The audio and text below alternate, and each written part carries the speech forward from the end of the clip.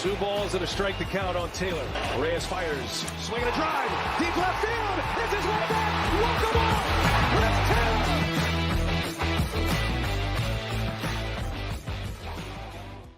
What's up, everyone? Welcome into DodgerHeads Live, presented by DodgerBlue.com. My name is Jeff Spiegel, joined tonight by Scott Geirman. Scott, we thought a few hours ago this might be a counseling session. Instead, the Dodgers end up sweeping a doubleheader with the Mets. Some positive vibes, I would think, on the show tonight, right? Yeah, I mean, definitely coming out with 2 wins. There's a lot to dissect, a lot to break down. Stuff we'll get into that's not so crystal clear, but coming away with 2 wins on a day that until about the 8th inning in the first game of the doubleheader looked pretty bleak. So to come away with 2 wins when you didn't feel so good about it up until then, great feeling.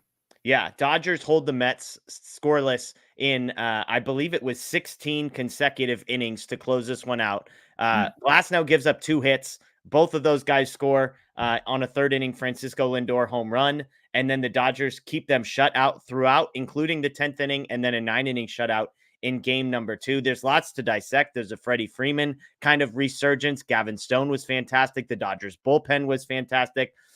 Scott, I'll let you kind of go from here. Where do you want to start? Like, when you think about this 2-game stretch, is it the comeback? Is it an individual performance? What jumps out to you most from today? I would say it's the pitching staff. I would say, again, the narrative that's been going on is that run scoring has been at an absolute premium. Yeah. And if, early on in the year, we were talking about finding some, I remember saying to you, Jeff, and I remember talking to chat saying, if we can find some level of consistency, whether in the starting rotation, the pitching staff, back end bullpen, something, good things will happen. And right now, for some reason, one way or another, the bullpen's been able to figure it out, aside from Cincinnati, which is ridiculous. They've been able to just piece things together. You saw Gavin Stone have the best start of his career. Glasnow, if he had run support, we would be talking the same exact thing. He just had another stellar outing. That's why he's the ace. But it's the pitching staff for me, again, keeping this team in ball games when the offense is clearly going through it. That for me speaks to what they can do throughout the entire season, because we're talking about stuff where, Dave's comfortable having Vesia go, extended outing today. Trinan comes in, Hudson works himself out of a jam. That's this part of the team that's really anchoring it at the moment. And that for me, if you're able to limit runs, then you just give your offense a chance every single day. And that's just what today should be about, just for me. Yeah, no, I mean, you're looking at the outing, and I think it speaks, if we start with Glasnow, just going chronologically here, 7 innings, 2 hits, 2 earned, 4 walks, 8 strikeouts is the final line for Glasnow. And there's a part of me that's almost underwhelmed by that number, because you see 4 walks and you're like, but this is Glasnow, right? Like, this is the piece of him that I think I'm beginning to appreciate. He allowed 6 base runners in 7 innings. If you allow less than a base runner an inning, that's a great outing. He struck out more than a guy an inning. That's a great outing. 2 earned, 7 innings. Everything about this is a great outing, but I think it speaks to the level of expectation that we already have for a guy like Glasnow, that even when he pitches really, really well, and I think they said on the broadcast, like, hey, not his best stuff today, but when you don't have your best stuff, and yet you still make it through. And realistically, it was kind of just some bad sequencing that he gives up 2 hits and they kind of come in the same inning there. So I think it speaks to the level of expectation we have for Glasnow, Scott, that some people, myself included, might at first glance be underwhelmed by the box score on a day like today. Yeah, I'd say so. I agree. The second time around to Lindor, his first at bat there, he got him with a few curveballs, and Lindor seemed to track them pretty well. Just missed the one he struck out on to put him away, and then he just hung one. And Lindor has done that. It didn't look like, okay, he's able to get it, but you could see Lindor track that curveball in his first at bat fairly well. And just like you said, it was just isolated stuff, but he was clearly missing command with his fastball. But just like big pitchers do, big time arms do, they find a way to make it happen without their best stuff.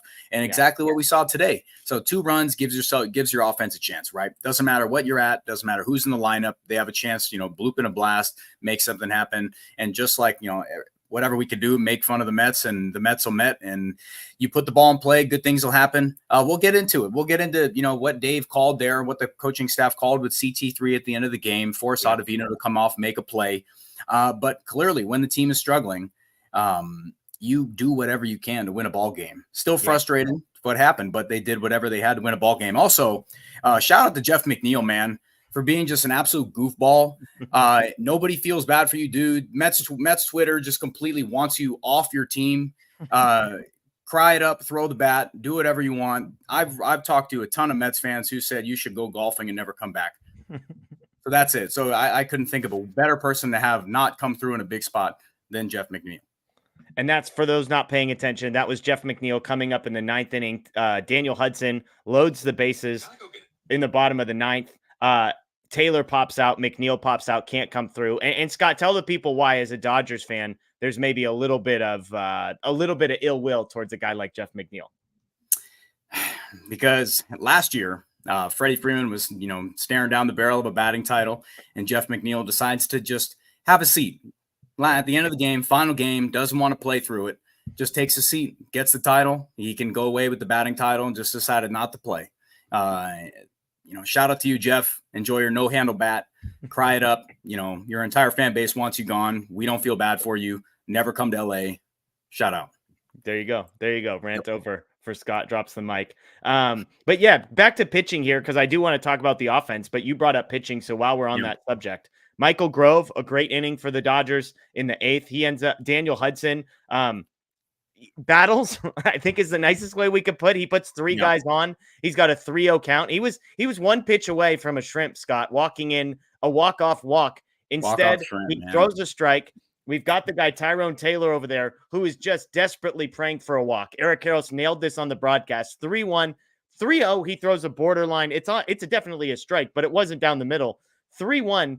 Taylor is just praying for a walk. Hudson throws a middle fastball that he just watches go by him, gets him to pop out on 3-2, then gets McNeil to pop out to get out of that, gives the people a little bit of quiet. Hudson ends up getting the win, but Blake Trinan as well comes in the bottom of the 10th, ghost runner on, day after Memorial Day. No issues for our guy Blake Trinan. 1 inning, no hits, no earned runs, 2 strikeouts. The ghost runner stranded there, and then that continued. I mentioned, aside from that 3rd inning 2-run home run from the Mets, they scored no more runs. Gavin Stone, who we'll get to, and then Alex Vesia, a 2-inning, no hit, no run save for him, just 1 walk, 3 strikeouts. How about this, Scott? Alex Vesia, a 1.42 ERA on the season. I know this is a guy that has been slow to earn the trust of a lot of people, but when you're staring down, when you're looking at the bullpen and people are mentioning, like, if I joked when Vesia came in for the 8th, I'm like, excuse me, what's the plan for the 9th? Is it Banda? Is it Ramirez? Like, it was a 3-run game. I had no idea. Thankfully, Vesia had 2 in him. But the bullpen right now is 4 guys in Hudson, Trinan, Vesia. I'll say 3 guys you really trust. Grove, who I think is a little bit of a roller coaster. And then 4 guys who, if they got DFA'd tomorrow, you wouldn't necessarily be surprised by it. And yet, on a day of a doubleheader, they are able to patch it together in the bullpen.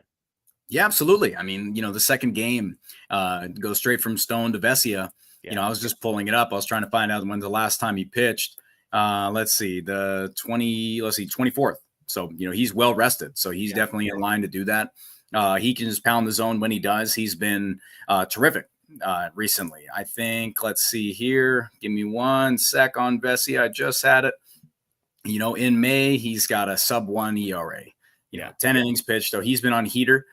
2 saves. So shout out to Alex Vesia, man. I know everybody wanted to jump on him, but it's just how quick for relievers. It just shows that last year, that after coming back up from OKC, he went on that incredible run. And this is exactly what it is. But tonight, what you saw from Glasnow gave him length. You saw from Stone gave him length. Takes a load off the bullpen, makes the decisions easier. And then you can go to your high leverage guys, relievers that you have a fair amount of trust in. But I'm just still caught up on Gavin Stone, man. I've spoken, a ton about him. He's a joy to watch. How he's developed into a pure pitcher right now, east to west, using his full arsenal, looks confident, man. He's just fun stuff. That's why, we'll get into it. Maybe we'll ask Chad later where we rank him in our, our rotation looking down the stretch. But Gavin Stone, he's pitching confident. He's pitching with conviction. And as shout out to Dave, man. But I like Gavin Stone's compete. Let's pause on Gavin Stone because we got a super chat here from Luis S. We are going to get to Gavin Stone. Lots of content on him coming. Luis says, I'm surprised we actually fought back to win game 1. Luis, you are not alone. Okay. The Dodgers entered the top of the 8th down 2-0. The offense couldn't get a hit with runners in scoring position, couldn't get things done. And then the 8th inning happens. Jason Hayward singles, Pages grounds out. Hayward gets thrown out at second, so Pages is on first. And then there's the play. When teams are in slumps like this, Scott, and something crazy, something weird, something highly fortunate happens, those are the moments where I'm like, all right, let's see what happens with this. Mookie Betts grounds to third base. This was a tailor-made double play, like minimum out at second. Maybe you can't turn two, but at least one out. Instead, Brett Beatty can't do anything with it. Yeah, he fumbles the ball. He gets no outs. It slips out of his hands. And all of a sudden, the Dodgers have runners on first and second with one out instead of an inning over. Ohtani grounds out.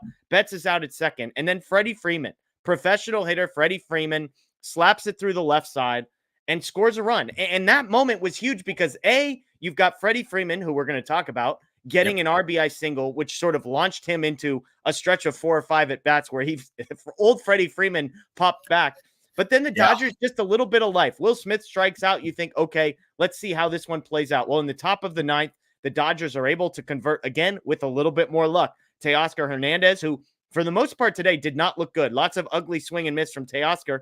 But Eric Carroll said it. Hernandez had the best at bat of the game. He slaps a single into right field in that one. Gavin Lux, no big deal. Singles into right field. Chris Taylor coming up. And I'm texting saying, there's no chance you let Chris Taylor bat with 2 runners on. I was with you.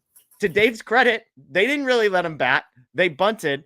Taylor bunts. Hernandez is on third. Looked like a squeeze. Did that look like a suicide squeeze? Teoscar was coming down the line hard. It's a great bunt. Ottavino can't field it, but a little bit of guts there from Dave Roberts because Hernandez was so far down the line that it felt like that was a do or die situation. Yeah, I would say so. Yeah, I mean, Chris Taylor did, a fantastic execution there. Ottavino put one right where Taylor could get a bunt down. And I think for that moment, Ottavino didn't want to get behind. But just imagine he whiffs on that. Horrific. But, he did exactly that. It's a tough thing. So shout out to Chris Taylor. Give him credit on that. His moments for that stuff have been far and few this year. But to his credit, when the bunt was called there, he got a pitch that, was a little bit inside, and Ottavino is a little funky. So he got that bunt down, and you force somebody to make a play. And I don't know why it doesn't happen more. I know that's the old head in everybody that talks about old school small ball. Matt, I hope you're watching, man. I bet you smiled wide or jumped up and down in your bed today. That was exactly what you have to do with players who are struggling. You build on those spots. We always talk about how you just try to build on those positives, whatever it is. So that's a positive for Chris Taylor that I don't know if he can hit anymore, but when the moment calls for it and he needs to get a bunt down, he did exactly that. Yeah. And he gets the bunt down. And that's the thing, right? Like, I'm not pro bunt, but if it's Austin Barnes or Chris Taylor up in a big spot, then sure, why not? I joked at one point, like with Hayward and Pages hitting right behind him, I say maybe just have all these guys bunt and just see what happens because Hayward strikes out. Pages ends up grounding into a double play. And so even in that situation, the Dodgers have the game-winning, the go-ahead run at its second base with nobody out, and you get a strikeout and a double play. Mm-hmm. And then you're like, okay, great. How's this going to play out? Daniel Hudson loads the bases with 1 out, is able to get out of it. And then in the top of the 10th, Mookie Betts, RBI single on, I believe the first pitch of the 10th, Freddie Freeman, 383-foot home run, puts that one out of reach, and the Dodgers win 5-3. So it felt like that was a moment, Scott, where do you agree? Like when you get an error on Beatty and an error on Ottavino, those feel like the type of things that can energize an offense and make you sort of break out of the mental belief that, oh man, the world is against us. Like this is just we're never going to come out of this. And then all of a sudden some things break your way and say, all right, maybe the world isn't out to get us anymore. Maybe we've got a little bit of positive momentum here. There's a lot to break down on that because I had a few thoughts, but yes, exactly that. Absolutely, Jeff.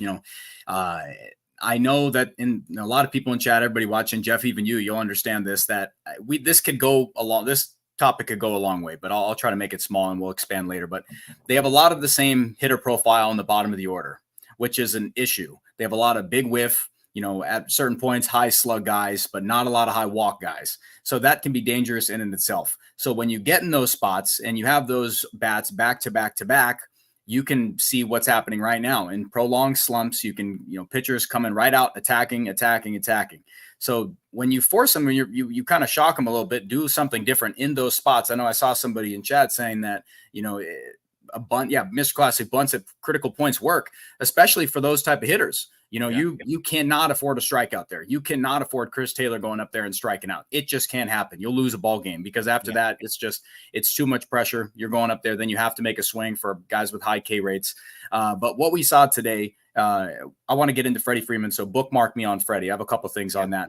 But with Chris Taylor, I think that it says so much about what Dave understands where his team's at right now that you have to find some positives. You have to build on something, and runs are at a premium and a chance to tie the game. You can't run a risk of having Taylor swinging away there because I learned today that Chris Taylor, as much as he is on revamping his swing and everything, that he went into the offseason trying not to be so mechanically inclined to launch angle. And just so on that, I had no idea about that. And that makes me even more mad because he's not only up there changing his mechanics completely, but he's just completely off what he used to be doing. So he's going all the worlds through it. So to him to get a bunt down, tie a ball game works for me.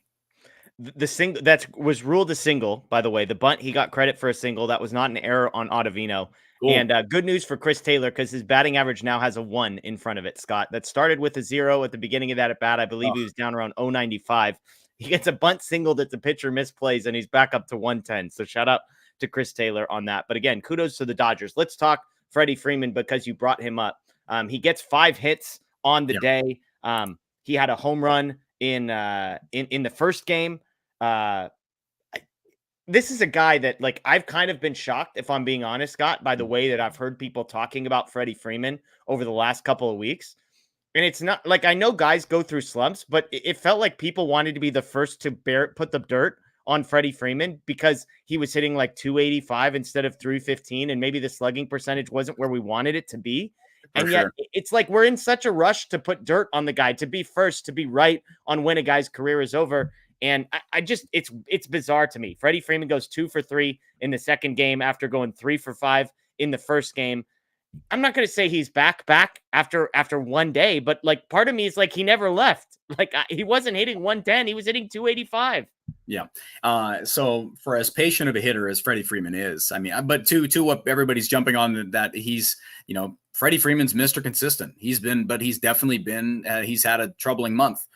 Which for Freddie Freeman, who's always consistent, it's definitely a shock. So I'm sure and of course he's 34 years old, plays every single day. There's a ton of miles on him, but he's a very fundamentally sound hitter. He likes being out there every day, and that's how Mike. Same, I agree, man. He's been horrible on fastballs, but he goes out today. He has 2 swings, 2 first pitches, 2 hits. Guess what? Both fastballs. He comes out single, opposite field fastball, just like he was at opposite field. Let me pull it up. I missed that. The RBI single in the first game was a slap to the left side. Yeah. Yeah. Slap to the left side. And then in extras, he goes out there, fastball, homer, first pitch. So that says a lot to where he's at. Doesn't want to get a deep in counts. There's no reason if he goes up there to a lot of the hitters, just when Gavin Lux, same thing, James Outman, if I would like to see them go Corey Seager approach. If you're going up there and getting peppered in the zone and you're going to get a fastball, attack. Yeah. Go ahead, go attack. So Freddie, whatever you have to do, man. But Mike Carrillo, great point, dude. I've been seeing that same thing. It's been weird seeing him get blown down by fastballs, not taking the ball the other way, slapping it. But 9 total bases today for Freddie. Terrific. It feels like he's getting that down. He's on there. But I totally agree. Multi-hit day, back-to-back games. So it's just he's going on I feel like he's on track right now. Freddie Freeman on the season, 86th percentile expected weighted on base average, 72nd percentile expected slug rate, 69th percentile barrel rate, 100th percentile. This is a new one. I haven't seen this. Launch angle sweet spot percentage, 100th percentile in that. Elite walk rate, elite strikeout rate, elite whiff rate.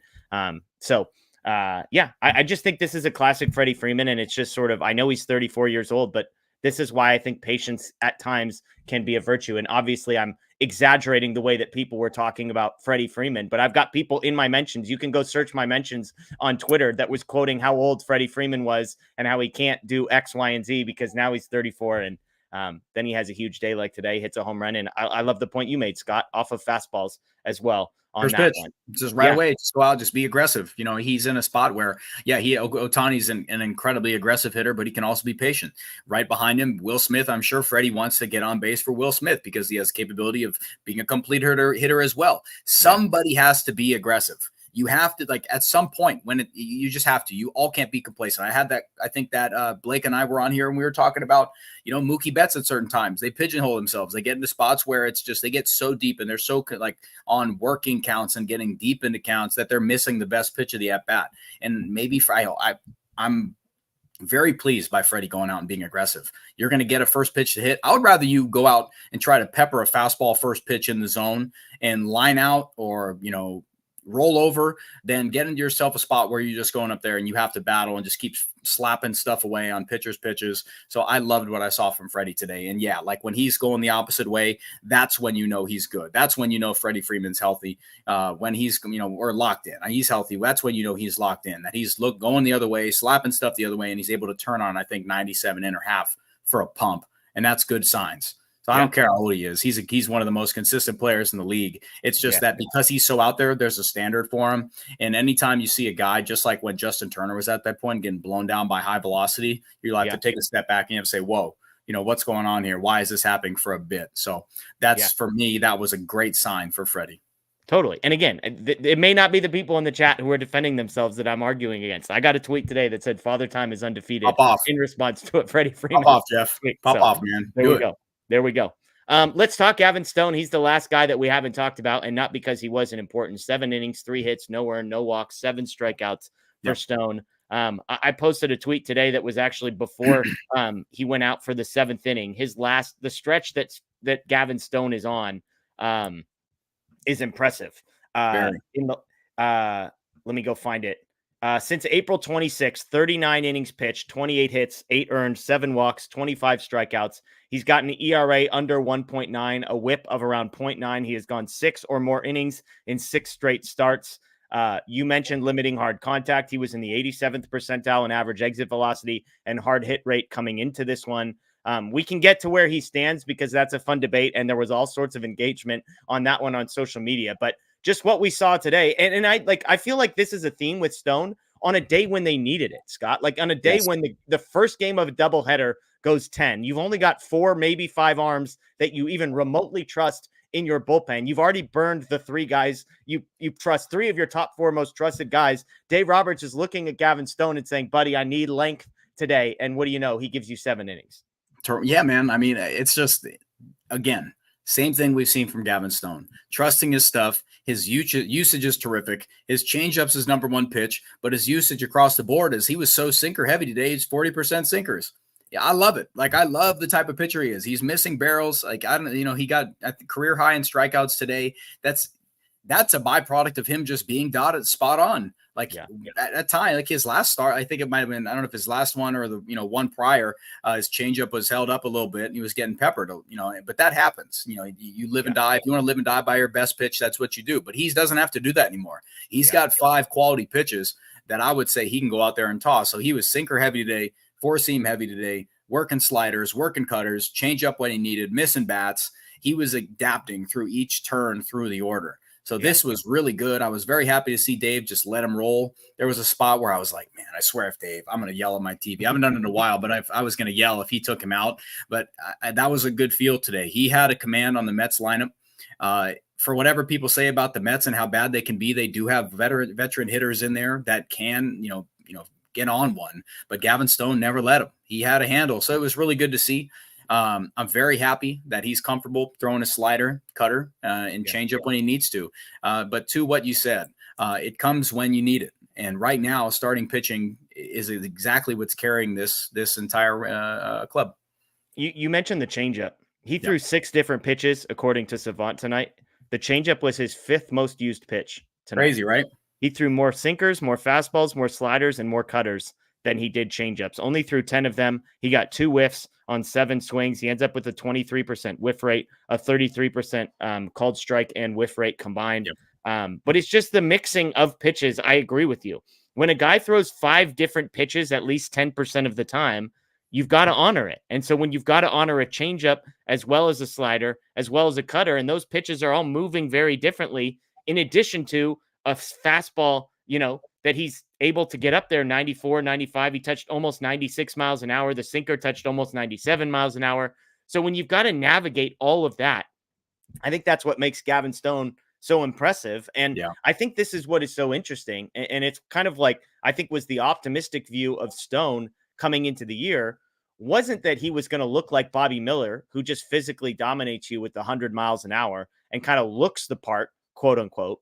But the rep on Stone was always, hey, this guy's a grinder. He's a battler. It's mixing stuff. It's pitching. It's the nasty changeup that might be one of the best, et cetera, et cetera. Then he struggles. And it was easy to look at the stereotype and say, well, it's because he throws 94. Like, that's the problem. He doesn't throw 100, yada, yada, yada. But now you're seeing kind of the best case scenario version with Stone, which is why I threw out a question online and said, if everyone's healthy, got everybody that you're expecting back at some point this year. So Ohtani is not included in this conversation. Gonsolin is not, and Gonsolin shouldn't be anyways, not included. Sheehan not included. I'm talking everybody that's expected back healthy. The guys we're looking at, plus Bobby Miller, plus Clayton Kershaw. When you evaluate Dustin May, when you evaluate all those guys and everybody, if everybody were healthy, Gavin Stone is the blank number pitcher. You said he's number 3. You've got him again above Bobby Miller. And I don't hate it, Scott. I might agree with you. So talk me through why you've got Stone 3rd, just behind Glasnow and Yamamoto, but ahead of Bobby Miller, ahead of Paxton, ahead of Buehler, ahead of Kershaw. I like pitchers who go on consistent runs. It's hard so when you ask that question, all things considered, everybody's healthy. That's just like, it's hard to do that because you just have no clue what you're getting out of it. Walker Buehler's just, I don't believe his fastball. I don't trust it. I think it's it's a terrible pitch at the moment, frankly. Like, it's something I think he's allowing like an over 1,000 OPS on that. So he just needs to never throw it. I remember I brought that up before he even made his debut back. Like, it looked like a terrible pitch through his rehab, and it's been just that.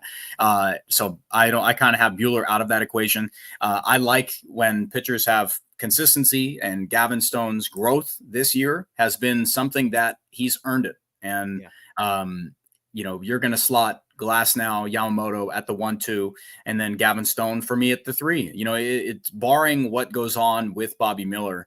But Gavin Stone right now is showing he's able to navigate at bats in the lineup in a variety of ways and not just have to throw four-seam fastballs. Yeah. So that's why I have Gavin Stone at 3. You can interchange it. You can go 4, and that's fine. But for right now, I think that his workload, I think that where he's at, his track record so far, the lineups that he's faced, like he struggled against the Mets in his last thing. He comes out today and dominates them. So that just shows like maturation for me. It just, that 3-4 spot, you can kind of interchange them. If Bobby Miller's done it before, he's pitched in the postseason, not the best, not good at all, but he's done it. His rookie year was something that is of note, but I like Gavin Stone's growth and development. And I think that's something that plays in the playoffs. I think strikeouts will come as a byproduct of having such a comfortable arsenal for him. That's why I have him at number 3. Just for me. Bobby Miller, if he comes back and he shows command, he's able to place the four-seam, doesn't pigeonhole himself into spots where he has to go four-seam heavy, then we can have a conversation.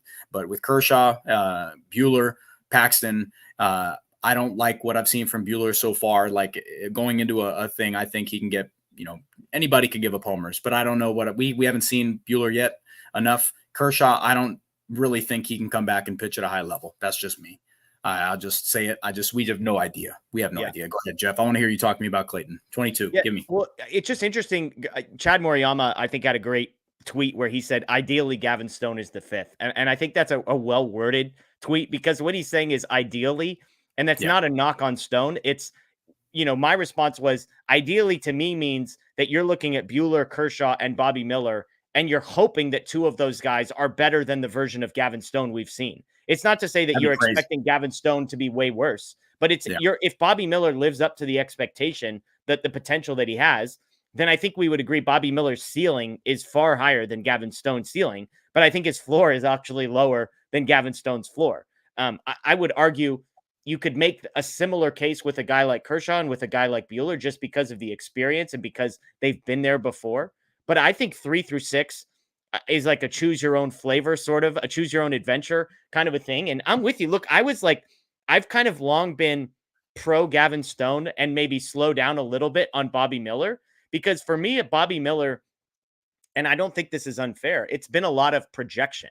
Like last year, everyone talks about how amazing he was last year. He had a 3.76 ERA. Like 3.76 ERA is solid, but it's not like the number one ace it felt like a lot of people were ready to anoint him on. And then he comes back this year, only 3 starts, but a 5.5 ERA, a whip of almost 1.5. And so I think with Miller, there's still some projection going on. I think with Buehler, honestly, Buehler's probably 6th on the list for me of that group. And then I think Kershaw's the wild card. And I joked in our text message thread with the caveat of this is not rational, but I'm always going to believe in Clayton Kershaw. I was laughing because I looked up his stats from last year and he's washed and he had shoulder surgery. So I think like having shoulder surgery makes what he did last year to some degree unimportant, or at least less important. He had like a 2.5 ERA last year. Like the guy is he hasn't had a whip over 1.06 in 4 seasons. Clayton Kershaw hasn't.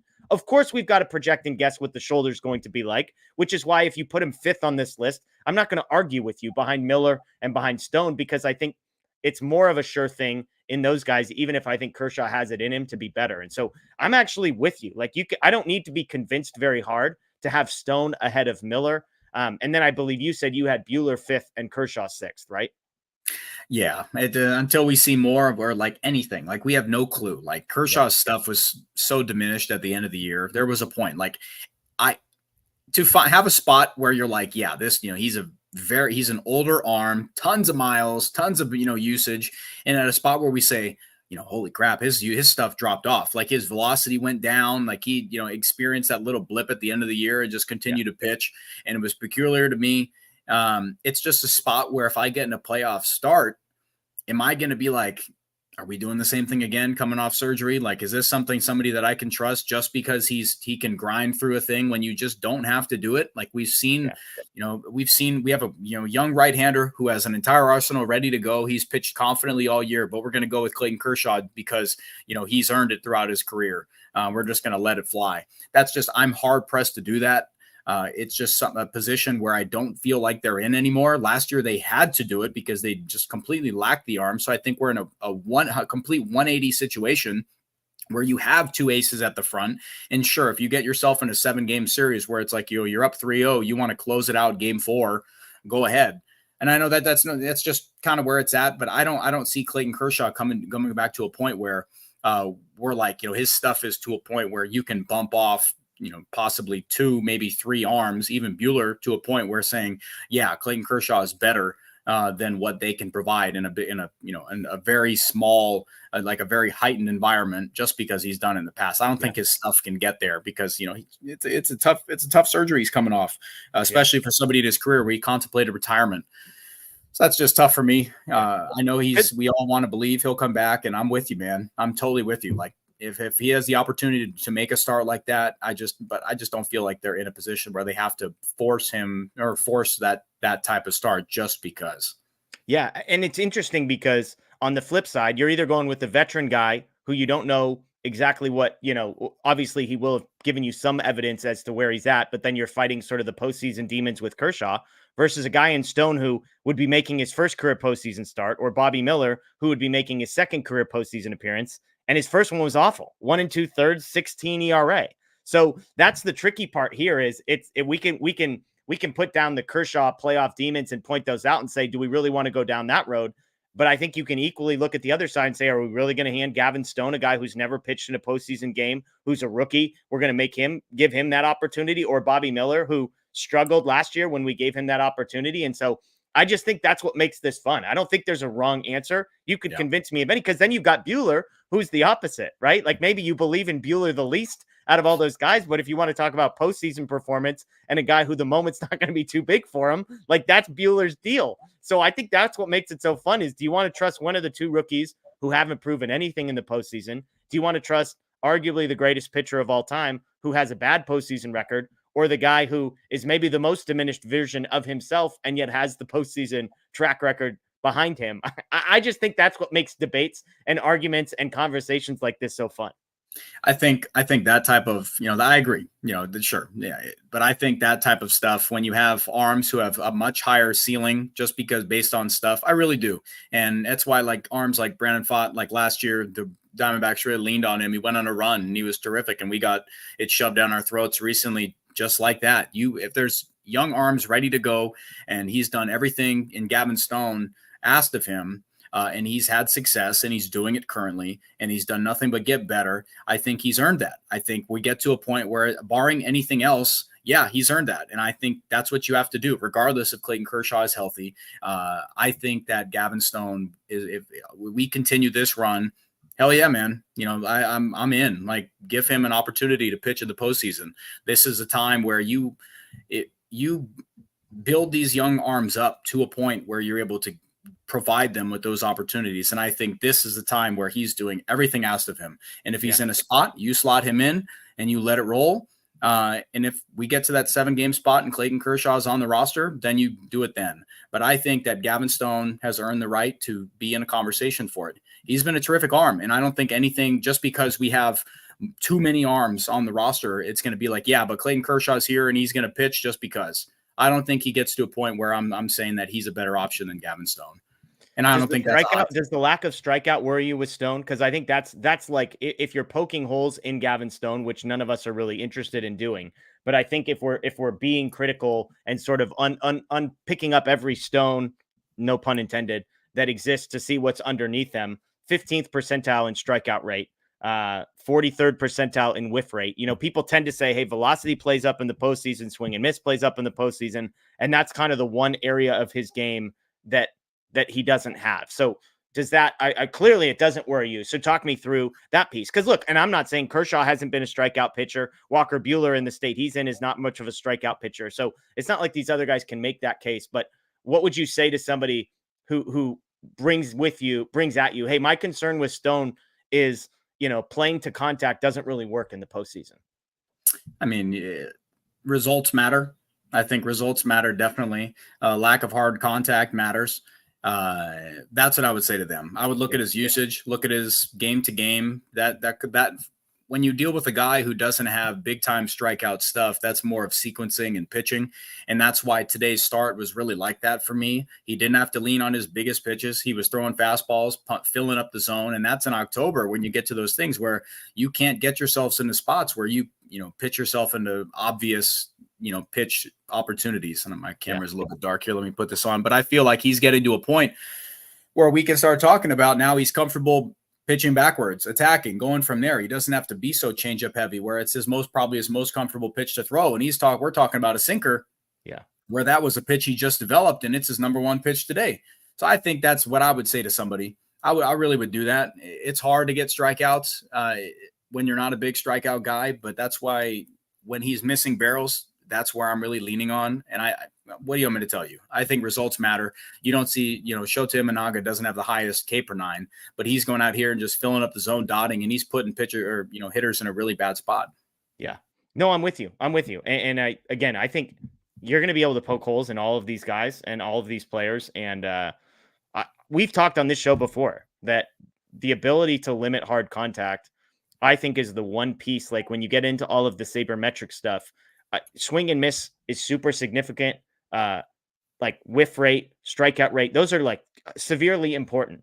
But I think the piece that like sort of sits in between the old school people who hate all the nerd stats and the nerds who like are just so obsessed with swing and miss is the quality of contact. I've gone over this long before. It's why I like expected ERA, because expected ERA actually factors in average exit velocity, quality of contact, those types of numbers, which I think matter. I think there are guys who can just limit hard contact, and that is a skill. We've talked about the ability of the cutter and the sinker to move off of the barrel. And so if a guy is doing that, it can get you results in the same way, in a different way, but the same results as swing and miss strikeout stuff without maybe being as susceptible to the long ball as a guy who throws 100 miles an hour might be. So good stuff there. We appreciate the conversation. As always, folks joining us on Facebook, YouTube, and Twitter, we appreciate your interactions as well. It's fun. I mean, I saw everywhere from second to sixth for Gavin Stone. We had Matty Man in the chat. Scott said that he's tied with Glass now for number one in his rankings. So we've got extremes. We've got extreme belief systems here in Gavin Stone. I got other people saying he's tied with Tony Gonsolin in their starting pitcher rankings. So we've got the wide spectrum here, and we appreciate that. We'll leave it at that. We'll appreciate that. Laura with the super chats. She said, my Clayton Kershaw, the last of his kind book arrived. Thank you, Dodgerheads. Thank you, Laura, for entering that contest. Hope you enjoy it. I know you will enjoy it. It's a fantastic book. Again, if people haven't read it already, Andy McCullough's book on Clayton Kershaw, The Last of His Kind, which is now out, is absolutely fantastic.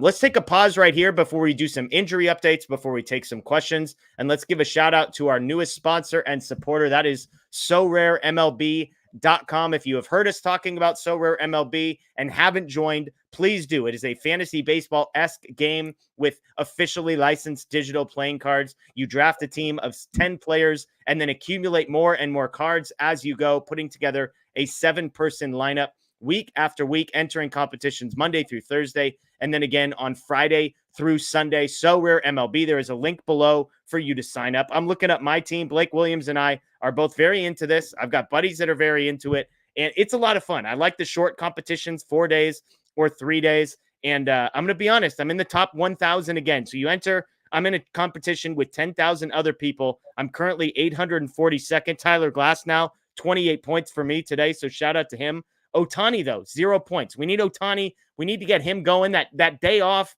on the second game of a doubleheader didn't help me out, but we got Soto who went yard today. I got the Mariners closer, this guy Munoz. He's been killing it. And then I've got Bryson Stott. Need a little bit more out of him. So if you have already joined So Rare MLB, go ahead and look me up.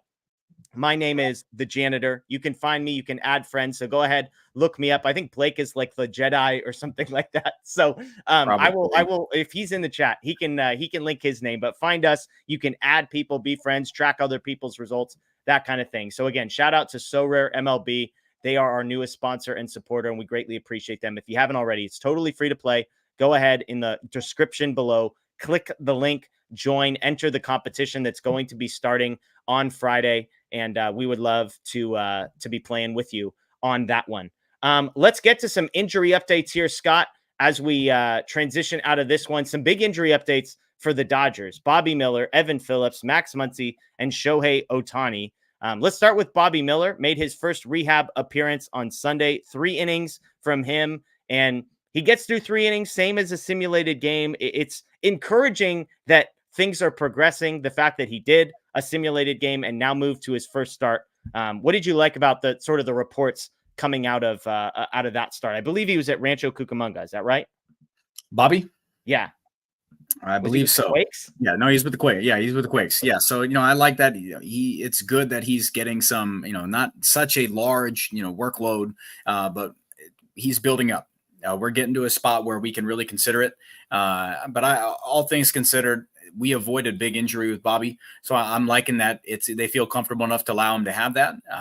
But it's been, kind of the Dodgers anticipated a pretty quick turnaround from him too. Like once they realized there was nothing, structurally wrong with his shoulder, they felt pretty confident. And from everything we're seeing, he's on that track. Yeah. Yeah. 3 runs, 4 hits, 3 innings. But again, in that sort of environment, all you're really looking for is health and innings, and just get the workload up and get out of those types of things. The other player that pitched in that game was Evan Phillips. He struck out a pair of guys in that one. And then I believe Evan Phillips, I was tracking, I believe it was David Vassay was reporting. I believe Evan Phillips pitched on Sunday and then pitched again tonight. Let me see if I can get that update on what he did tonight.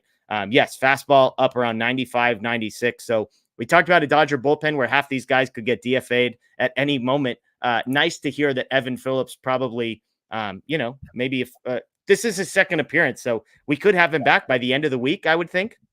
That'd be big time. Big time. We get to a spot where it just pushes everybody down, and you're at a spot where, but that's also an advantage. You're getting, Vesia getting close opportunities, Daniel Hudson, Blake Trinan, everybody's battle tested. And this is exactly what we talked about. Everybody cried for it. We addressed it multiple times on these that, the pitching staff is the ones getting battle tested. They're the ones getting battle tested. Now, we harped on the offense. It was good to see them fight. It was good to see them have situational spots.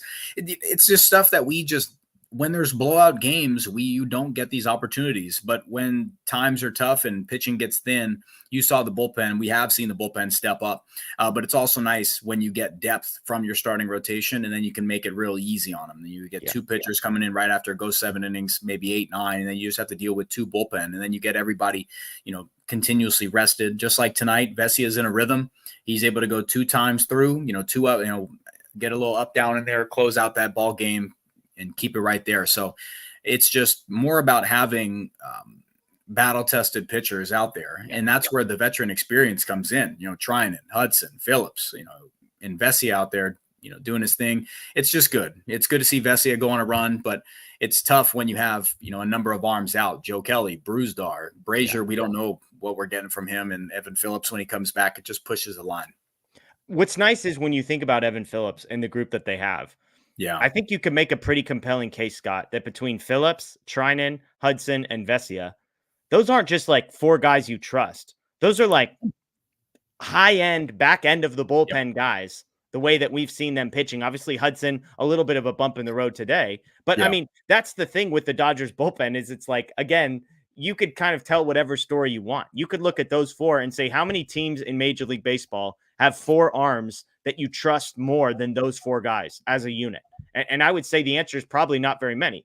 The flip side is you could point at the other 3 guys at the back end of the bullpen, not counting Ryan Yarbrough, and saying how many teams have 3 guys that were DFA'd and claimed at some point, And so I think that's the challenge. But for me, I would rather have the 4 high-end guys and figure the rest out later. Because on a day like today, you can navigate it. Now, not Jeff Spiegel has a question. Do we trust Daniel Hudson? Scott, I think he's the one that I almost hesitated to put into that group. I was just going to say. So, I mean, you tell me, does he belong a step below Treinen, Phillips, and Vesia, or kind of track record and overall performance? Does he belong maybe closer to the top tier? I mean, he's in there, but I think he's the 4th. Like, he's definitely the 4th option there. He's had his hiccups, but he's definitely limited. Like, he'll give up a bomb. It's happened. It happens to all relievers. They go through it, but I would say he's in the 4th spot with that. It's just, let's see what he's done in May. So it's like since Atlanta, he hasn't allowed an earned run, and we're talking about 1, 2, 3, 4, 5, 6 outings without an earned run. So it's like he can go on a run. It's just when you think of relievers, like, and they give up that 1 homer, and that's all you think about for a bit until you look back and you're like, man, it's been 2 weeks and they haven't allowed an earned run. It's the same thing with Alex Vesia. He had the tough time in Minnesota, and the next thing you know, we're talking about he's one of the most locked down lefties we've seen in a bit. It's just, I don't like the free passes, but he's limited those. I know, not Jeff Spiegel, like Gustic right on there. He had 1 walk, and that kind of pushed some things for him. But other than that, he's been really solid. He's limited that. He's figured it out in that sense, and I would say he deserves to be there. It's just when he gives up that homer, that's what we think about. It's usually it's at the back end of a game, and that's just where it's been. So, well, you pointed out the walks. I mean, coming into this one, in 20 appearances, he had 1 walk. So a blip on the radar tonight. But here's the other thing about Hudson. I think what you just said is really is accurate in the sense that we remember the times that he gave up runs, but maybe we don't remember that he has only given up 1 earned run. He has no appearances allowing 2 or more earned runs. In 20 appearances, he's allowed a run 6 times, and all 6 times it has been exactly 1 earned run against Daniel Hudson. And so there's a reason the ERA is sitting at 2.7 on the season. When you've got a 22-1 strikeout to walk ratio coming into tonight, and then he battles back tonight, obviously I think he got a little bit fortunate there, but I think on the whole, 22 strikeouts, 1 walk, never allowing more than 1 earned run. Those are numbers that I like. So I think that's a fair question. Not Jeff Spiegel, but we appreciate the super chat. Couple more injury updates. Max Muncy here. This one's from a few days ago. Still not swinging a bat. Not great news there. I wouldn't say surprising. We all joked when Dave Roberts said he expected him back kind of in the minimum number of days. The fact that the oblique is still sore, the fact that he's still not swinging a bat, I think is the level of concern that maybe we had to begin with on this injury. I think I said that there were studies that like 26 days is actually the average time missed with an oblique. It seems like that's where this one's headed. Probably. Yeah. Like you're going to slow it down. And if, what you said, he hasn't picked up a bat, hasn't done, a prolonged thing of any swing. So if he's in a dry spell right now, they're going to just let it rest as long as it's they've got the leeway to do it. They feel, I don't know if they have the options to be able to weather that much of a storm, but with something like an oblique, I went to the cages last week and I took like 100 swings. My ribs are torched. Like it's been like 5 days and I'm reeling still. So I can only imagine at the big league level, when oblique happens, it's not something that you can't really rush that back. You just kind of go, how do you feel today, Max? Bad or not? Feel it tug a little bit. We're going to go from there. Yeah. So it's a tricky spot. He's a bat, and it's something that where you're at the 5-6 spot in the batting order, it's a tough blow. It's a tough thing to not have him in there because it creates the platoons a real tricky spot, and you have to put it without Max Muncy in there. And it's not crazy to say. I know people have their issues with Max and what like his hitter profile and whatever, but his absence really does create problems. Yeah. But I really hope he comes back and it just goes from there. There's no hiccups, but yeah, he's been good. I think you learn to appreciate Max Muncy a little bit more. Like you can't complain about the state of the 7, 8, 9 hitters in the Dodgers lineup on a day like today, and then also be pissed at Max Muncy because Max Muncy is the solution to those 7, 8, 9 hitters being who they are to a large degree. Then all of a sudden, if Muncy comes back, you're only complaining about the 8 and 9 hitters and whatnot. So let's get the Ohtani update in here real quick. Please do. Left hamstring is, quote, getting better day by day. I've been working out, making sure that it's in a good place. Ohtani said, obviously the Dodgers are going to be extremely cautious. The fact that he was in the lineup for the first day today, I think spoke volumes about how they feel. He was not in the second lineup. Dave Roberts kind of saying they didn't really want to do the up down where he plays and runs around and then has to sit down for 30, 45 minutes until the next one. So they end up keeping Ohtani out of the second game, but good news that the hamstring improving and that obviously they felt well enough to have him in the game today. Yeah, I agree. It wasn't a surprise that he didn't play in the second one. They need to. He's clearly going through it. I know they spoke about on the broadcast that they said it's not affecting his swing. Ohtani said it's not affecting him, but you can clearly tell there's something going on there. It's just kind of with Ohtani, it's kind of a wait and see thing. He's just like Freddie. He wants to be out there every single day. He doesn't want to take those days off, but you kind of have to force him on him. Like, it's just it's okay. This is a marathon, and it's not anything with performance with him, it's with health, and just something to take a little bit of ease off. Like it's in a troubling spot. So I agree. Like it's just give him some time, find these days off. He had one yesterday, and let's build in, get him out there for the first one, second one, get off your feet, and just hopefully that's enough time where it can just, ramp up the healing. Yeah, not too many for my fantasy team here, Ohtani. We need some at-bats. We need some extra base hits. All right, buddy? Some RBIs, some runs.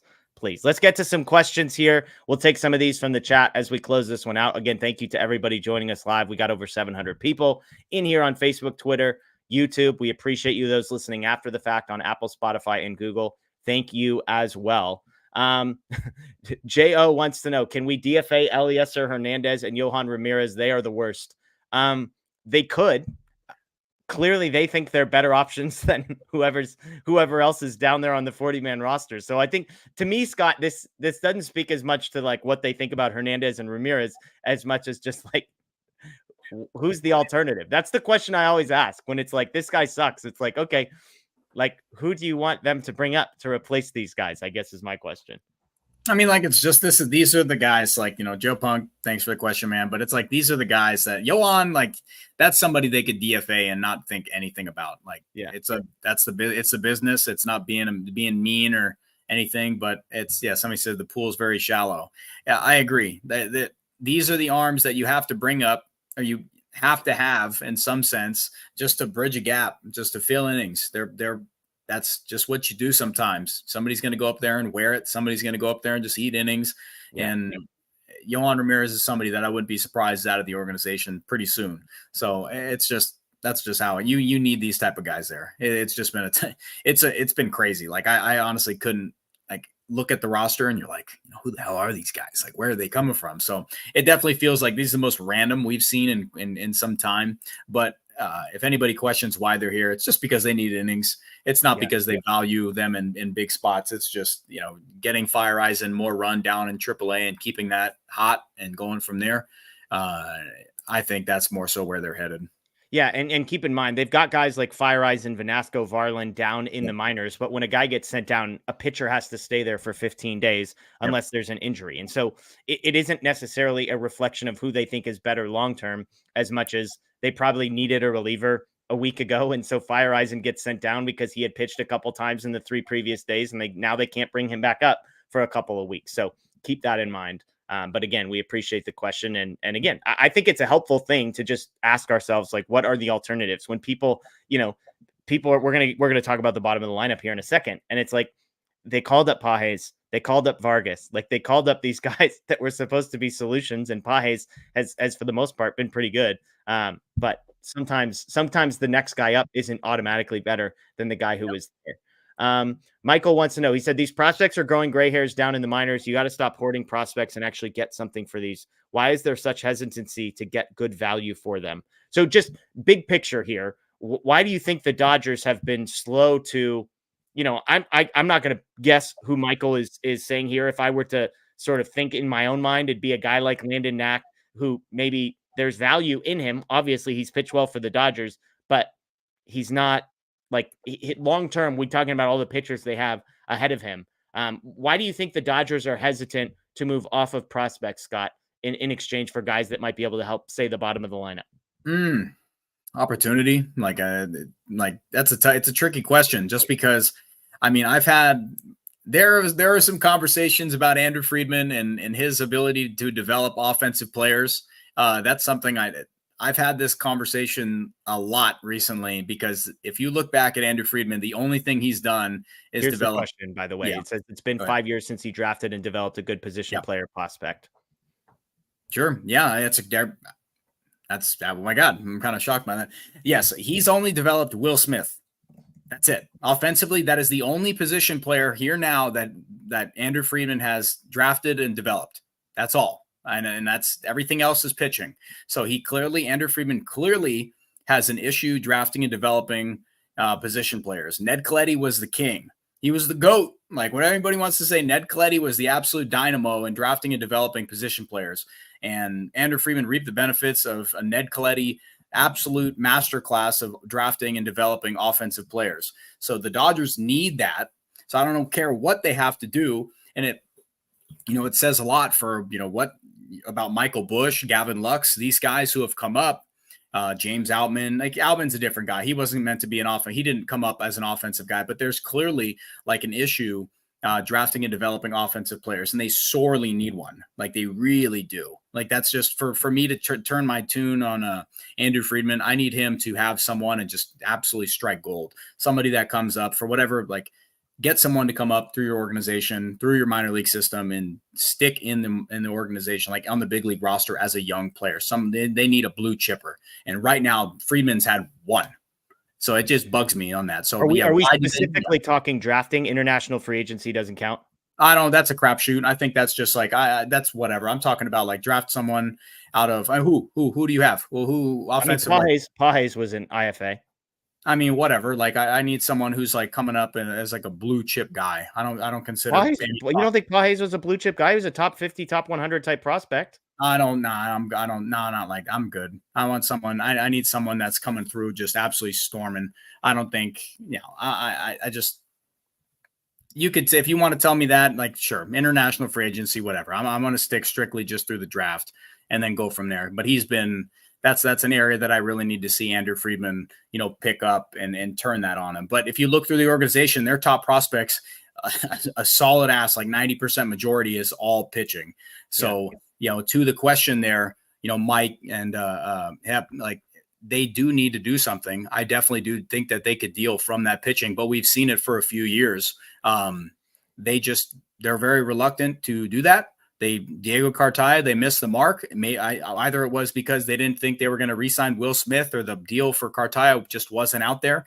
But they have missed the mark a little bit. Michael Bush, they got great value there. I still think they got really solid value for Michael Bush, but it feels like they don't trade when, when fans think the cost or the cost to other teams is as high as it could be.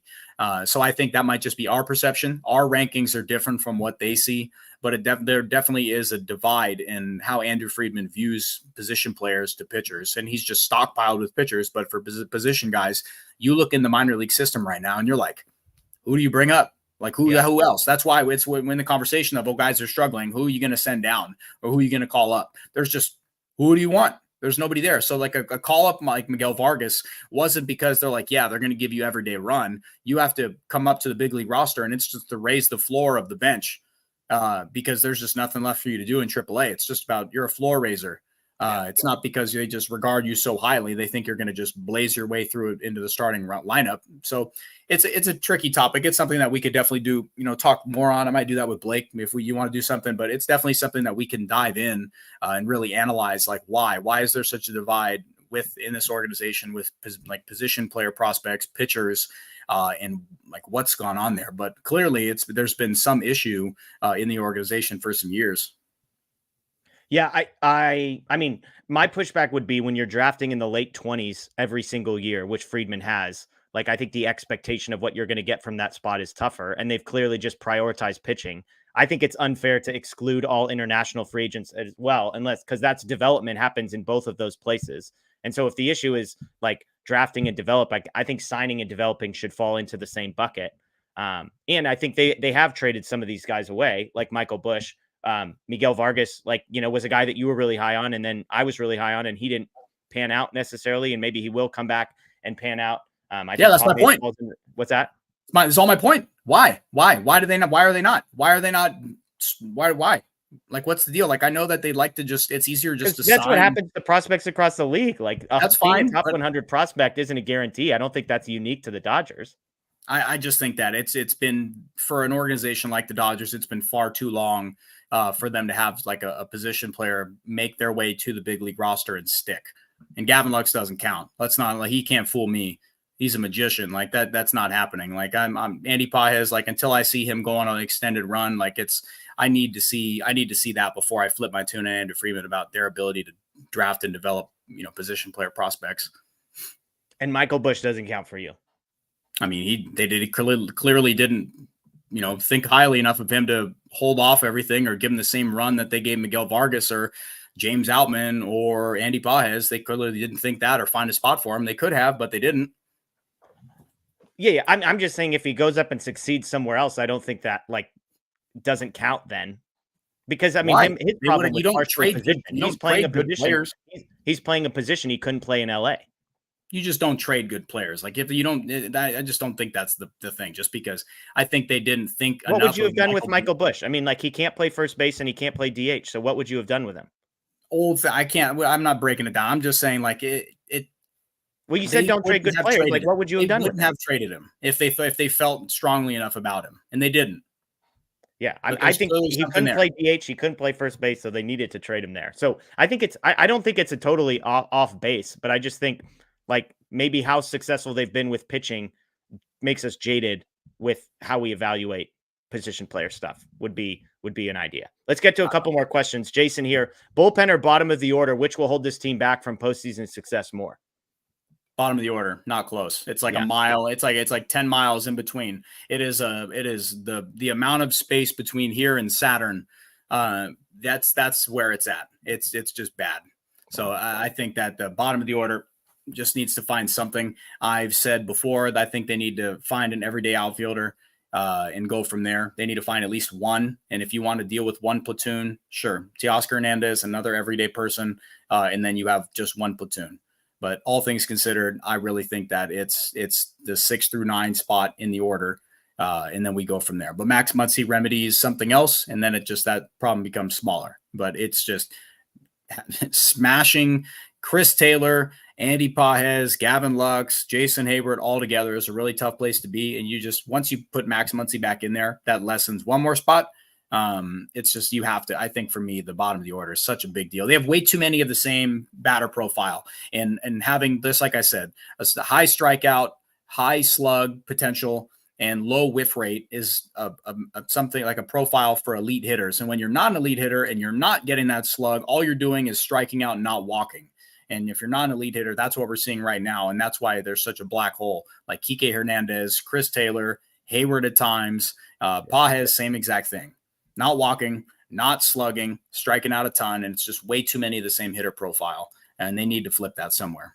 Yeah, I think the bullpen is going to be fine. So I agree with you that there's a huge gap between these two. Ederico wants to know, do you have any names for who you would target? You mentioned the need for an everyday outfielder. Is there somebody that you think fits what the Dodgers are looking for that's kind of could plug a hole at the bottom of the lineup? I mean, I'm going to say it again. I know people hate it, and it is what it is. I'm tired of people getting mad over it, but Tommy Pham for sure. Like I really think that Tommy Pham is someone who's just gone everywhere and hit no matter where he's at. That's just how it is. I know people agree. Yeah, we see it. He's someone that Mookie Betts and JD Martinez begged Andrew Friedman to sign him or to trade for him last year and sign him in the offseason. And all he's done everywhere he's gone is hit recently. He's a veteran player. He carried Arizona in the playoffs. He was out there doing nothing but hitting. Not wanting in the clubhouse. Jason, like, what are you talking about, man? Like, clearly, like other players say they love the guy. Like, people just have some issue with him just because he smacked Jock Peterson over fantasy football. Like, these are grown men. Like, we shouldn't we shouldn't care at all about any of that. Like, it's just, I think that's so blown out of proportion. Who cares? Fantasy beef. That's their issues. Like you people care so much about Mookie. You're willing to cheer for Mookie. Mookie clearly values Tommy Pham enough, and JD Martinez like says the same thing, to want to bring them into the organization. I think it's just very unfair, like to that, just because of to not want Tommy Pham in the organization. But Tommy Pham's been good everywhere he's gone. He signed late in the year. What does he do? Go to the White Sox, continues to hit. He's playing center field. Like, it's just, he's done enough for me. That's someone, if you want someone I don't think will cost a lot, is on an expiring contract. That's just somewhere to target as well. I was thinking about Harrison Bader, but I just feel like that's someone where they don't need, like, I want someone with some offensive upside. I don't really like his profile. I'd have to look into it some more. I keep saying that, but it's just been finding that time's tough. Kevin Kiermaier, that's somebody, but I just want to avoid big time strikeout guys. You know, I like Teoscar Hernandez just because he slugs a lot, but that type they cannot afford to have another hitter profile like that. They need someone who's got some decent bat to ball, who can actually go out and hit for average. I know, but that's where I think they need to go. Big batting average guy. Batting average guy, yeah. It matters now. Right now, for some reason, like with where they're at, and I know you agree, like having some bat to ball. That's why right now I'm really high on Miguel Rojas. Very high in what Miguel Rojas brings to the table, just because he values just getting bat on the ball, not striking out a lot. Dalton Varsho, like, if that happened, that'd be crazy. Just imagine. Do you think, I mean, Rojas, like, is what we're seeing to any degree sustainable? Sure. With Rojas, like, would you bet on, hey, I think we can count on this? I mean, they're going to play him. Like, they're not going to play him every day, but like when he's in there, like, you can see. So, you know, they talked about tonight. I know Karras was on the broadcast talking about how Miguel Vargas, hey, he's always got, it's tough. He's coming up, not playing all the time. And that's tough on a young hitter. But a guy like Miguel Rojas, he knows his role. He knows he's coming up here. He knows exactly what he's up there to do. And I think he's got that ingrained in him, that he just has these hitter qualities. I think that's sustainable just because he'll be playing on an every other day basis, if that, based on the matchup. But are you asking me if I'd like to see him over Gavin Lux? Are you asking me that?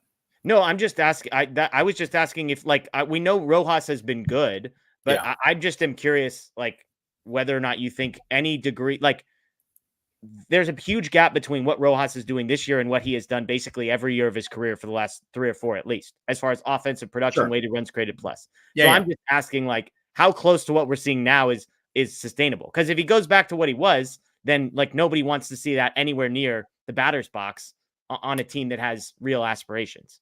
I would say, yeah. Like, I would say so, without a doubt. Like, those are hitter qualities that I think he can work at bats. He doesn't strike out, and that's fine by me. Like, I'm really okay with that. I don't care if he slugs at all. I just want him to go up there and not strike out. Don't be a black hole in the lineup. I just want you to put the ball in play. At that part of the order, with what they have, 1 through 6, when Muncy's in there, I think they need someone who's going to go up there and value a quality at bat and not striking out, and doesn't purely hunt for a pitch. And that's good for me. Like, that's, if anybody will look out for what I'm targeting as far as trade stuff, that's what I'm looking out for. And if someone magically falls into their lap, but I'm really high on bat to ball, I think you need to look at low strikeout rate. But if you just have someone who's going to go up there with a high average, and Tommy Pham, that sounds a lot like Gavin Lux to me, Scott. Gavin Lux, I mean, whatever. Like, that's fine. It's tough with Gavin Lux because he's just has no pop. He's who did I say he was the anti? What was it? I was like, he's the anti. I forgot who I was making the comparison to on the current roster, but it's like he's not striking out, but he's just like, anytime he puts the bat on the ball, it's a wet noodle. So it's just tough. It's a tough deal. I forgot. I'll pull it up, but I'll put it out there later. But Lux is tough. Like, I said I was on him, like, but I like what he's bringing. Like, when you saw him in the game 1, like, he went up there and a great at bat, and that's terrific. Like, he's continuously showing signs of improving, but it's just, if you're asking like, oh, is this remedying what the problem that he caused? No, not yet. But if this is what they're going to roll out, then fine. Like, he's doing enough, but I would say you just got to full send your Lux opinion. You're sort of backtracking a little bit. I don't want positive things about the guy. Because my thing with Gavin Lux is like, I know if they don't, like, going after a shortstop is such a big move and it's going to cost, because of the opportunity cost for what they'd have to give up for, Bo Bichette or Willie Adames is a lot. Like, it's a lot in terms of like bidding with other teams and where they're at right now, and they might miss out on somebody else. So if the organization is just going to completely go away from trying to figure out the shortstop until the offseason and they just want to focus on the outfield, then I'm just going to try to make my mind believe like this is what the rotation has to be. I know what I'm talking about. I know you're trying to troll me, and I respect that. No, you like crapped on Gavin Lux for 5 minutes, and then the sixth minute was like backtracking and saying, I've liked what I saw. I'm not backtracking anything. I'm going to crap on the guy. I don't like his bat to ball. Like, I don't like the dude for what he's done right now. I don't think he does enough to be a point that the organization can just say, yeah, shortstop's fine. I don't think so. But if they're going to stick with him, then I have to highlight something that he's doing that's fine. Like, that's just how it is. Like, it's just hard to go trade for a shortstop midseason. Yeah. So I will. Yeah, like, that's why, like, if you want to tell me like, oh yeah, I'm going to go look for exclusively outfielders, then I'm going to go that way. But he's not doing enough to say like, yeah, they should just discount looking at shortstop altogether. Like, he's clearly gotten better, but it doesn't look like he's doing enough. Yeah. No, I again, my point, I was the first guy on here to say outfield is going to be a cheaper alternative to go after, and it's a bigger need. And so I think somebody in the chat kind of said like, he's the least of their problems. I wouldn't say he's the least of their problems, but there's a few guys below him on the bigger problems list. And so I think that's what Gavin Lux has going for him. And honestly, it's probably buying him a little bit of extra time that the Dodgers are hoping eventually he kind of figures it out. Let's get to a couple more questions here, and then we'll close this one out. TQT, how can they find at bats for Vargas? Hayward in center, Teo in right, Pages only versus lefties? Question mark. It's going to be left field. It's just going to be, that's all it'll be. It's going to be sitting Taylor on his butt and just putting Miguel Vargas in left field and going from there and just giving him the same run every day and not treating him like a full-blown platoon player. But that's the at-bats, TQT. It's tough when you have some players that you feel like they need some run. Right now would be the best time to give him those at-bats. Like, if they're going to go Pages, like, I'd have to look into see, like, Pages has been playing a ton. Hayward's been out there, and Teoscar and Hayward, when they're doing their thing, it just all depends on matchup. But right now would be the time with Max Muncy out, with Kike playing third base and stuff like that. I think that left field is the only place they're going to play Miguel Vargas, so it'll have to be there. It's just gonna come at some weird spots. They need to commit straight to it so they can get a look to see what, like, Miguel Vargas has done. Right today, he had a loud homer. That thing was a laser beam. So he's still getting beat in on the hands, and that's something that I don't really like to see. But again, he was aggressive. I love that. I believe it was a first pitch from Quintana, and he put that out to left field. Dugout was hyped, but and that's kind of where I'm at on him. Pages was in a 1-for-25 stretch coming into the second game of today.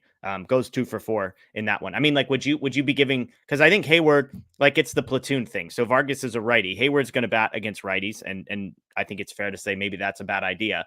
But like, do you still have Pages ahead of Vargas in the pecking order, so to speak? I mean, I don't know. It's a tough, like, on the pecking order of getting every day at bats. Like who would you rather get at bats? If they came to you and said, hey, we can either play Pages or Vargas, 3 out of the next 4 days, who would you prefer? I mean, I really want to see what Vargas has, but then it's a detriment to what Pages has done, because it's like, you want to get him on track, and you saw him tonight. He had a good hit, and it's a tough spot when you're looking for guys to get back on track and you need to find them at bats somewhere. I think that the outfield's a tough place, and that's having that much indecision with who you're playing. You're looking for guys who have options, and then you're going to say where you might be better served here getting these everyday at bats in AAA. And I don't know if Pages is at that point, because they're going to give him that run, but he needs to figure it out. That's a big issue. That's a big spot. They just need someone. They need someone to latch on and be an everyday guy, because you can't withstand having 2 platoons in the outfield. It's just not going to happen. And Jason Hayward hasn't really done it for me yet either. Yeah, no, it's fair. It's fair. All right, everybody. Thank you so much for joining us here. Again, positive. We were expecting, Scott, that this was going to be an absolute heater of a show in the worst sense of the word. There were going to be people that were mad. There were going to be people that needed just space to vent. And yet the Dodgers are back, baby. 2 wins in a row against the Mets, who aren't very good, all things considered. But we'll take it. We'll take it. Back in action tomorrow. We gonna get another win tomorrow, Scotty? Yeah, I think so. The pitching is going to stay on it. We need to Paxton see versus David Peterson. I could see that you need to see Paxton miss some bats. That's tough because, Marte, polar bear boy, like it's tough. They've got some tough matchups on lefties. So we need to see them come out, get the brooms, and hopefully, just like I said, you hopefully need to have the lower third in the order exist for a little bit. It's going to be the conversation for us all year. Gavin Lux should bat no higher than 8th or 9th. And if it does, then we're talking problems. Like if Gavin Lux is batting in the 8th or 9th slot, then we're crystal. If he's batting 6th or 7th, past July, if he's with the team past July, but if we're talking Gavin Lux is up like above this, like 8th or the 9th, then we have big problems, Jeff. Big problems. So everybody knows that. I hear you. Dodgers, nice little stretch here because they play one more against the Mets, then they get the Rockies, and then they get the Pirates. So nice little opportunity to get things back on track. So again, Rocky's been hot. Rocky's been hot.